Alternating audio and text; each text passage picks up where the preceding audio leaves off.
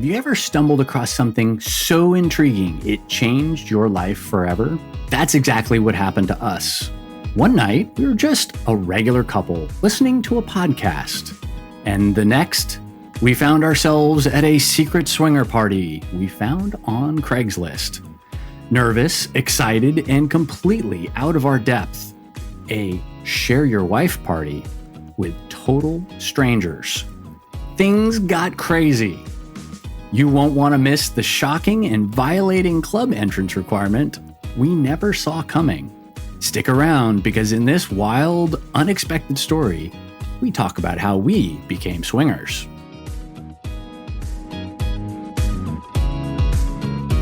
Welcome to Swinger University. I'm Ed. And I'm Phoebe. Yeah. So let's just get started. This is our other origin story. So we've done the episode where we talked about our first full swap experience. Yeah. Check the link above if you haven't seen that story. This was like way back. This was like this is how we got started. Like the whole thing. Yes. This crazy journey. I remember very distinctly sitting on the bed. I was at your house. We were still dating. And I was sitting relaxing on the bed. It was after work, and your office desk was also in the bedroom. And you were in your office chair, and you turned around and you said, "Hey, I wanted to share something with you. I've been listening to this podcast called Sex is Fun. And on one of the episodes, they were talking about swinging." And I was like, "Oh, really?" and you said, "What do you know about swinging? What are your thoughts on this?" And I said, "Well, actually, I thought about swinging when I was in my 20s. And then, of course, Ed's ears are perked up and he's intrigued. And then the conversation starts, right? He's like, "Oh, well, tell me more." And I said, "Well, at the time I was dating someone who was 30 years my senior." Kinky girl. And I thought, well, he's got to be, he grew up in the decade when swinging was really popular. I'm thinking, the 60s. And he was a drummer. So I'm thinking he must have had a crazy, wild life, right? And he's a drummer. It was the 60s, free love. Of course he's a swinger, or he's done it. And so I bring it up to him while I'm dating, and he was emphatically a hard no.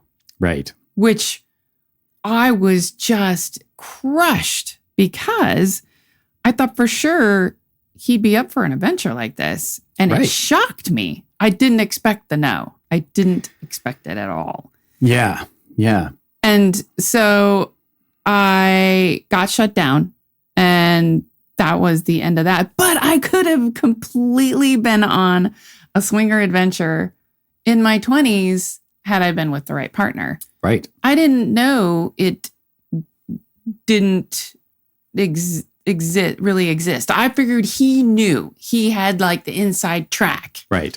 And because he shut it down so hard and so fast, there was no conversation about what if, or does it still happen, or blah, blah, blah. Right. And so I just acquiesced to his preferences, and that was that. Fast forward a few years, and here we are having this conversation about swinging, and you were intrigued enough where you started to listen to the podcasts too. And we started with one, and then we switched to a different podcast, and we were listening to every podcast we could about all of the lifestyle. Yeah. And at the time there was probably 5, maybe 7, and they'd pop up and they'd close down just like they do now. Right.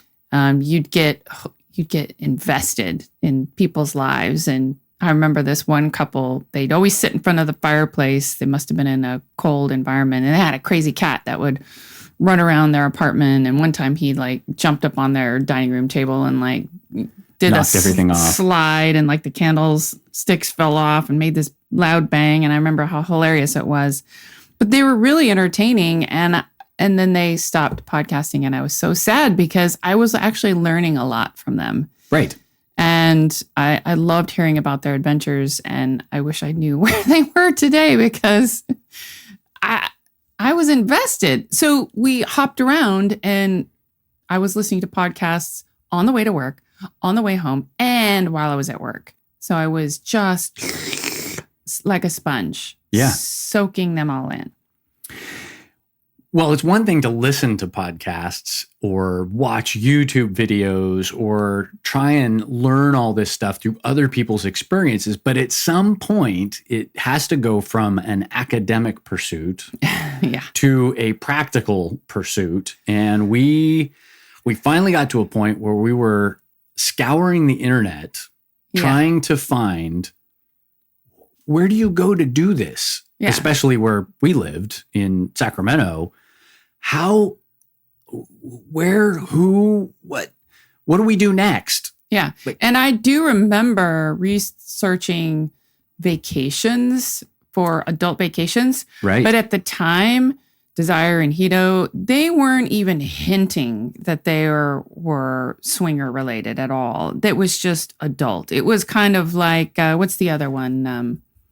The expensive one that's adult only, that's completely vanilla. Oh, not Temptations. It was right next Sandals. Yeah, Sandals.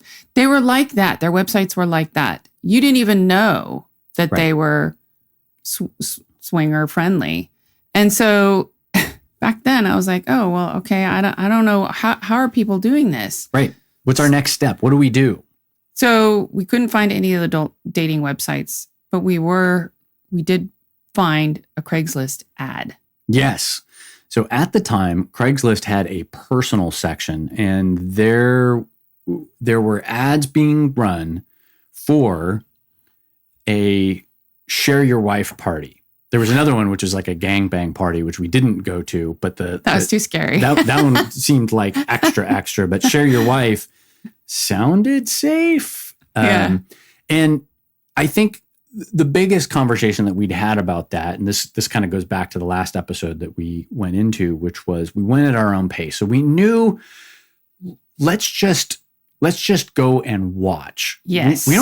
We don't have to do anything, right? Like if it gets too scary, we can run. Like we can run. But we were having a conversation with another couple on Craigslist, and we were having a dialogue going on, and they said they were going to go. And so that also made us feel safe because we kind of knew somebody that was going. And so I took comfort in it, but I was a little nervous because I didn't know if they had any expectations. Right. Because we weren't ready to do anything but just watch. Right. And I think they wanted more. Quite possibly. That was my feeling. Quite possibly. So we show up at this Craigslist share your wife party. I don't think they run them anymore. I'm sure they stopped after like that first year. Of course, Craigslist is now defunct. But we arrived at this party, and you're all going to laugh at this because basically it was like a junior high dance. Oh, yeah. Everybody was kind of standing on the sides or sitting on the couch, and there was this really awkward porn playing on the TV.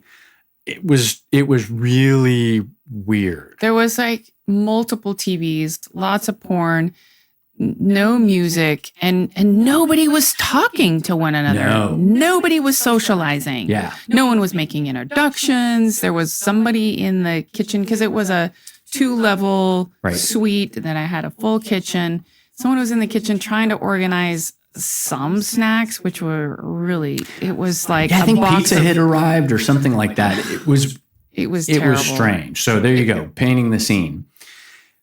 This other couple that we met, so to speak, finally arrived, or we saw them at the party, and we kind of walked over to them and like stood in the corner with them because there's safety in numbers. Right. So here we were kind of awkwardly conversing with them, trying to figure out what our next moves were or what was going to happen. Because at this point, nothing is happening. Yeah, nothing. There is nothing sexy at all about this party. It's just bizarre. Weird and awkward. And there were a lot of single males there. So not a lot of other couples. Right. So I kept wondering, when is the rest of the party showing up? Yeah, where's the rest of the wives? Yes. Right. Thank you. It was very weird. Yeah. We're probably there for 20 minutes. Felt like It felt like hours. Yeah. And then all of a sudden, a couple walks in through the door. Tall, slender, brunette. As she's hip hugger white jeans that are, yeah, and a crop top. I remember. Yeah. So she comes in the door with her partner in tow, and she's just stripping, taking off her jacket. She starts taking off her top. She goes straight upstairs to the bed. Yeah. I mean, this is like no conversation, just in and up and stripping. Yeah. And we're like, wow. We're like, well, what is this? Who is this? Is this a show? Is this the entertainment? I don't understand. Right. First party, have no idea what's supposed to happen, have no idea what's gonna happen. Right. Next thing you know, we all kind of look at each other and go, well, apparently the party's something's upstairs. going on upstairs. So we follow and we go up there. And of course, we're like huddled together, staying very close to each other, making sure that nothing happens to us. And this girl is already naked and having sex. Yes. And the next thing you know, there's a whole bunch of single guys lining up to also have sex with this woman. Yes. And then who shows up at the party? Grandma shows up at the party. Yes. After there was like two, I think there was two couples on the bed. There were two couples on the bed. There was an Asian woman with her partner. Mm-hmm. They looked a little awkward. Yes. And so they got on the bed, they started to do their thing, and then they got off. And so I was like, why are they so awkward? And this other woman is so confident and comfortable. And is this how it's supposed to be? Like, right. I don't know. So there was quite a difference between comfort and non-comfort. You could tell how people were. Okay. Yeah. So an older woman is there with her partner. We call her lovingly, we call her grandmother. Right. Because she's probably in her mid to late 70s at this point. Oh, maybe like now? No, then during the party. Oh, think so? Seemed like it. Oh. Anyway. Could be. She was an older woman. We'll just leave it at that. And she had an agreement with her husband. What we gathered, we had a conversation with them, very brief conversation, where she was there to just have a gangbang, as many single men as she wanted. And so all the college guys were lined up to have sex with her, and military guys. Yeah. And holy shit, grandma was having the time of her life. And we were just blown away. Like, she was having so much fun. Oh, yeah. And she had some killer calves. Oh, yeah. She had because her legs were in the air. Yeah, great legs. She was having fun. She was having a lot of fun. And I kept looking at her husband, and he was just smiling. He was enjoying just watching her and enjoying her pleasure. And of course, there were other, during the lineup, all the guys were standing around the bed, jerking off, which was a little unusual and a little... We hadn't experienced that before. No, I wasn't used to seeing that. I wasn't used to seeing live sex, for crying out loud. So it was, so not only, I mean, there was just a buffet of firsts in that evening. And I thought for sure someone was going to grab us and drag us onto the bed, because people were lining up to have activity. And I thought, well, just by being there, does that mean we consent to having activity, sexual activity also? Because we didn't know. I don't know. I mean, I didn't know about consent and negotiation and all that. Right. Which we will get back to with our last story. So bear with us. You gotta hang into the end, because we've got a great wrap up for this. And the whole room just smelled like sex. Oh, like yeah. There were legs in the air, and we were standing next to each other, and there's this leg waving right next to our heads. And I'm like, oh my God. And the whole time you were just waiting. You're like, hold on to me. I don't want to get pulled onto the bed.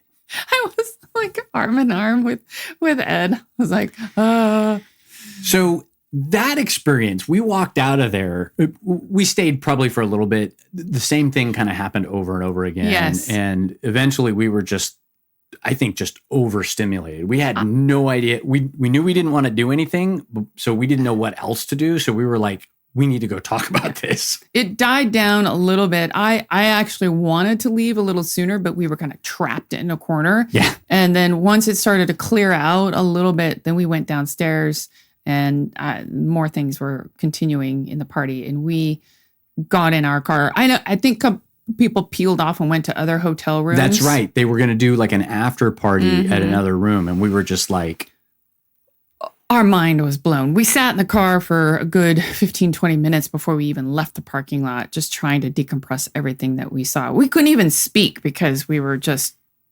overwhelmed. It was amazing. Yeah. Yeah. And it was one of those conversations we were just speechless. Literally, yeah. And trying to process what we had seen. Like, did that just happen? Did we see what we think we saw? Like, and then we were, and of course, while we were there, we weren't talking. We were just watching. And so like having to like remember what we experienced and have the conversation afterwards. And did you smell the sex? And did you like all the sounds? And did you see that thing? And how about that? Yeah. We sat in the car for probably a good half hour, 45 minutes. Just you went to a half hour, 45 minutes. I said I don't 20 remember. minutes. It just was crazy. Yes. So then we never went back. We never did another one. We never went back. But we tried to figure out on our own what the heck happened. Yeah. Yeah. And we've never seen that ever again. Nothing like that. Right. Never. Something kind of close. Yeah, we've seen similar things, but yes. But yeah. Oh, and we left without, I don't think we even said goodbye to the other couple. No, I think we bolted. Just like ran out. But we did stay in touch, and we went to the next event with them. It was a club that was vanilla during the week and swinger on the weekends. Right. And this was a bar, pool hall, and hotel all in one. And the bar had a stripper pole. There was a stripper pole. Yep. So we had this conversation with them about, hey, what's next? What's the next club? Yeah, actually, I think they had said, we're going to this party. Would you guys like to go with us? And so we'd exchanged information, and we showed up at this club, and we were a little nervous going in, and we show up and we see them arrive. And so we all go in together. So we're in a group now of 4 of us. Right. I remember sitting in the car being very nervous. We arrived first, and I was already having some anxiety. Yeah. And because I didn't know what the hell was going to happen. Right. I'd already seen the share your wife thing, and I'm like, is it going to be the same? So I'm really nervous. I'm trying to breathe. I'm thinking of canceling. I don't even want to go in, but I rallied, and we saw them pull up. We see them get out of their car. We go meet them inside. And if you think she was nervous before, wait till you hear what happens next. My God. So we walk in the door. There's a podium with a big, massive dude standing there signing people in. Right. So that was like, wow, okay, overwhelming. Next thing you know, the host is coming up to us and saying, thank you for showing up. Come with us into the office. We have to do an interview with you before you can go in. Right. Right. And so I was also nervous about like putting down my real name. Names, right. They want a real name, and we're trying to stay like under the radar. We can provide our fake name. Like they wanted all the real stuff. And I think our IDs also. Yes. And so that was really disconcerting. That doesn't happen anywhere. Well, actually, it does happen at a real club. Sort of, yeah. This wasn't a real club, though. It was a conversion. So I didn't really know who these people are. Are they protecting my identity? I don't know. All these questions. So overwhelmed. So we walk into this office. Yes. And this is when all four of us. We're all in this office together with bright fluorescent lights. The female manager and the big bouncer guy. Yes. And the next thing she says is, you need to all strip down before you go in. And I was like, what? Everybody kind of looked at each other and said, huh? Why? What does this have to do with going in here? You had the biggest issue of all. I'm perfectly happy to just take my clothes off anytime anyone asks. But you for sure were like, I'm already really nervous about this. And now what the fuck are you doing? Yeah, you sprung it on me. It wasn't anywhere listed. I'm not prepared for this. It's in a bright fluorescent room. I'm not getting naked in front of 1, 2, 3, 4 other people I don't even know. Right. Let alone the bouncer. Right. And this couple we just met. And I said, I'd be willing to get naked in front of you, the office manager, but not everybody else. And she said no. Right. She said no. And I'm like, why? So now I had all kinds of questions. I'm like, so are you afraid I'm wearing a wire? Do you think I'm a cop? I can unbutton my shirt and you could look, I could peel it open. And she's like, no, you have to get completely disrobed. I'm like, what about just down to my underwear, my bra and panties? No, you have to get completely naked. And I'm like, what the actual F?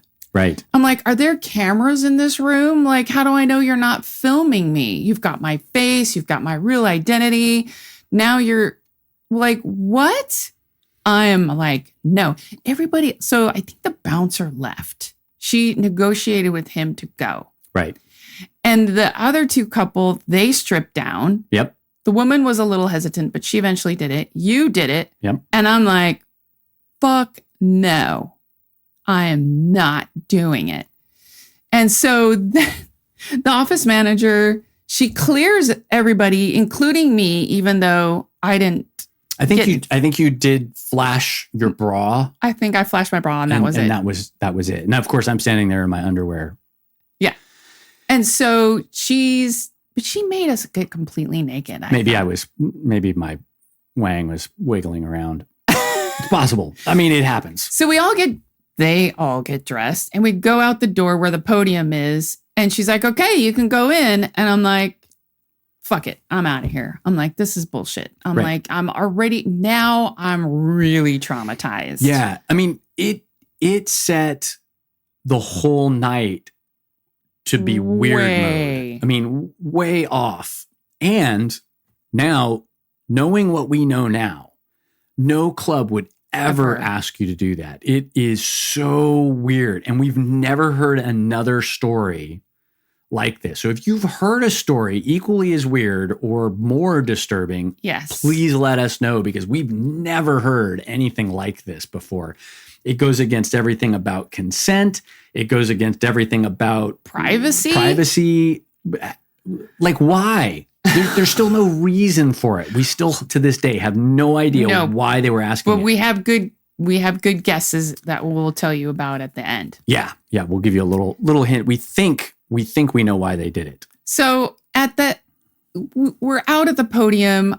Now I'm feeling pressure to go in because we met people. We agreed to meet them. They wanted to meet us. They wanted to get to know us, and they wanted to go into the club with us. And I am now feeling guilty that I want to leave. Like I want to run. Little conflicted. Yes. And so now I'm letting them down, but I have to honor myself. So I'm like, see ya. Bye. I'm running out of there. Like the place is on fire. And I'm like, let's just get to the car. So we go back to the car. They feel bad about me freaking out. And so they hang out in the club. You and I are having a conversation in the car. Yeah. And I am just losing my shit. Yeah. Because I'm like so overwhelmed. Yeah. And pissed off. Yes. Because I feel like the manager ruined my perfectly good evening. Yeah. We were nervous to begin with. And now you're angry and nervous. Yes. It was so definitely mad. not the start to a great night. Like everything at this point is like, I don't know how we're going to recover from this. We eventually calmed down, took and some deep breaths and said, let's go in. The worst part's over, theoretically. Right. We hope. So we go back into the party. Yes. And we get the full experience. We see what's going on. We see the bar, the porn the on the pool. TV. There's some playrooms upstairs. They're a little dark. It's kind of hard to see what's going on. And mattresses on the floor. It wasn't Yeah. particularly sexy. No.